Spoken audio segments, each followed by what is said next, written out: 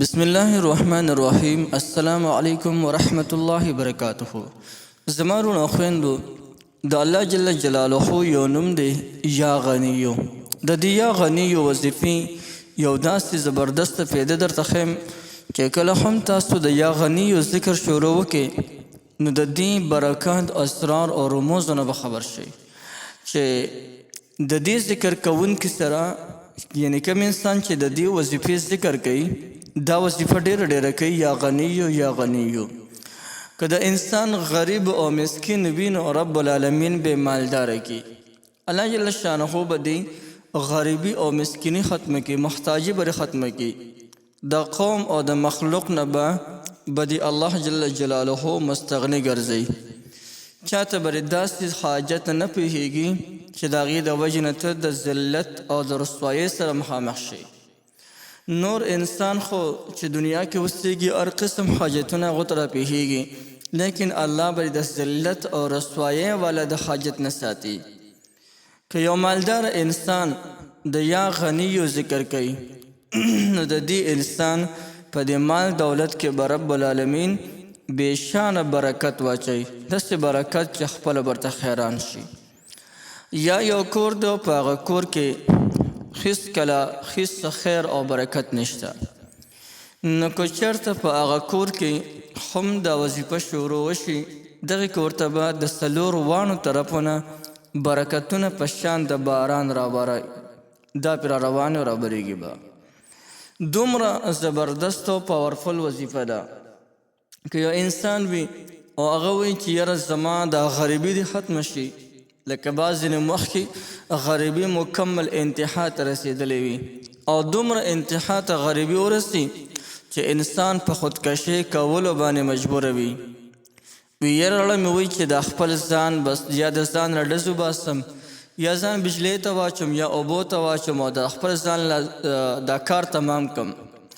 یا ساتئ ګورئ تاسو باندې به حالات راځي، هر قسم حالات به راځي، لیکن تاسو په هغې کې صبر کوئ.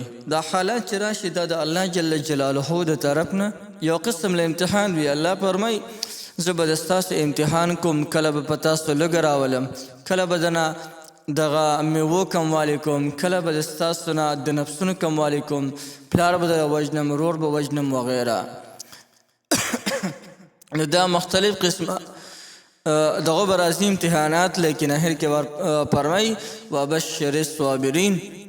خو زما محبوبه ګورې زیری ورکه صبر کوونکو خلکو ته، نو موږ به په هر لحاظ سره صبر کوو او زیری د جنت ولا ورکه، نو موږ به په هر لحاظ سره صبر کوو، جزه پزه فریادونه به نه کوو، څه حالات به لازمن په موږ باندې راځي.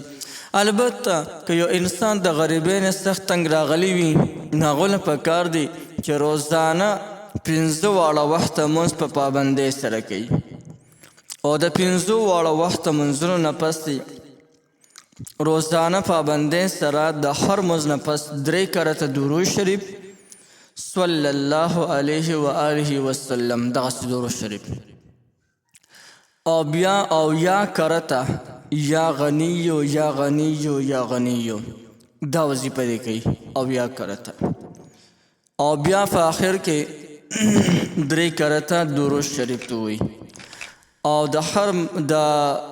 په هر ځل ویلو سره به الله جل جلاله ته لاس پورته کړي او خپل حاجت به وغواړي. نو که د غریبۍ نه تنګ راغلی یا الله زما غریبي ختمه کړي، مالدارۍ باندې بدله کړي، نو الله جل شانه به دې مالداره کړي. او که یو مالدار انسان دا وظیفه کوي یا غنیو یا غنیو هم په دغه طریقې سره چې کوم مې درته وښوله نو الله جل جلاله به د هغو په مال دولت کې یو قسم له برکت واچوي. که یو انسان ډېر سخت پریشانه هم وي او ډېر مشکلاتو کې ګیر وي، نو که د مشکلاتو کې هم ګیر وي او پریشانۍ کې هم ګیر وي او بیا هم یو د انسان دا وظیفه کې یا غنیو، لیکن دې سره د یو بل لفظ بیا چې کوم دی یو ځای کې یا غنیو یا مغنیو یا غنیو یا مغنیو بیا دې داسې کوي. نو په دغه طریقې سره نو انشاءالله چې څومره پریشانۍ وي، مشکلات وي، د الله جل جلاله به د دې په وسیله سره ختم کړي. نو د برکت د راوستو دپاره او د غریبۍ د ختمولو دپاره په مال دولت کې د اضافې دپاره یو ډېره زبردسته وظیفه مې درته وښوله. د الله جل جلاله مبارک نوم دی. نو بلکل تاسو کولی شئ دا وظیفه هر چا ته د دې مکمل اجازه شته دی او هر څوک د دې نه مکمل فایده اخیستلی شي.